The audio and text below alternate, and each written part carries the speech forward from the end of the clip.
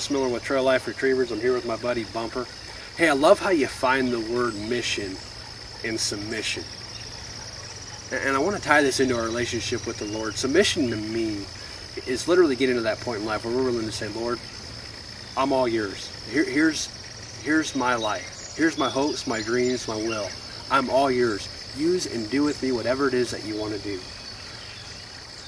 And I want to tie this into Matthew chapter 13, where Jesus is talking to a group of people, and he says the kingdom of heaven, or being with Christ, is like a man who goes and finds a field with hidden treasure in it. And then he says, in his joy, and I love how Jesus says, in his joy, this man goes and sells everything he has to buy that field.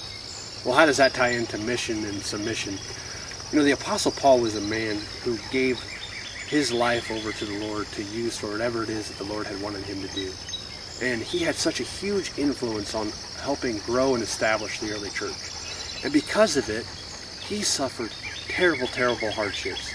He was stoned and beaten and thrown in jail, just on and on and on, the things that he had to endure for the sake of Christ and for the sake of doing what the Lord had called him to do. And he writes in Philippians, he says, "For me to live is Christ, and to die is gain." So if I'm going to live, that means fruitful labor. And basically what he's saying is, my greatest desire is to be with Christ. That's what I want more than anything.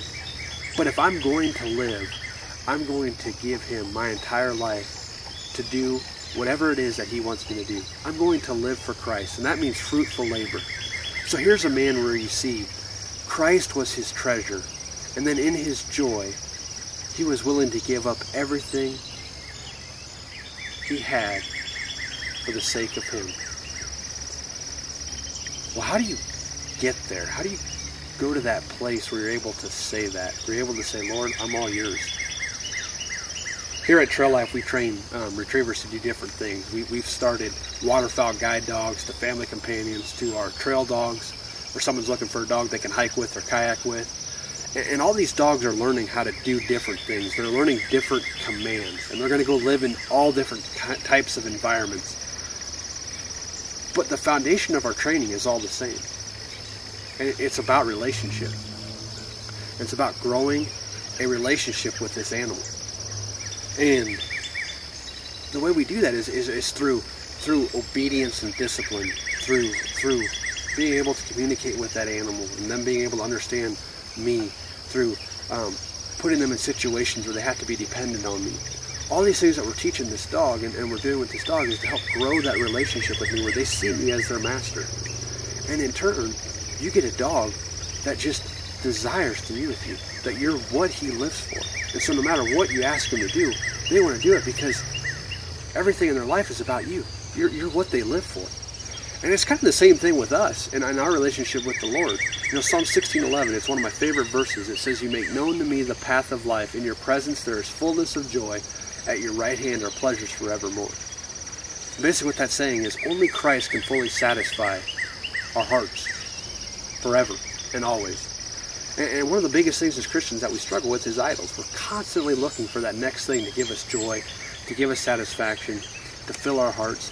The only place we're ever going to get it is a relationship with Christ.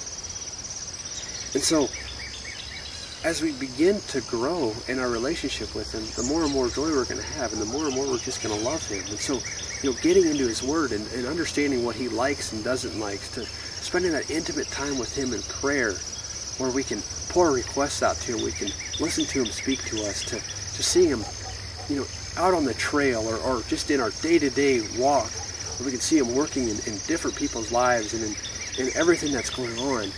And we begin to develop that relationship and that love for him. And his spirit begins to work in our lives. And when that happens, we begin to say, Lord, you're what I want. You're what I desire. You're what I live for. And then we'll be able to say, you know, just what the Apostle Paul had written. For me to live is Christ, and to die is gain. So if I'm going to live, that means fruitful labor. Where I treasure Christ. That's what I live for. That's what I want, is to just be with him. But while I'm here on earth, I'm going to give my life to him to use for whatever it is that he wants to do. And so you're learning how to submit to him through a relationship. so that you can know what your purpose is and what it is that He's called you to do. I can't comprehend your infinite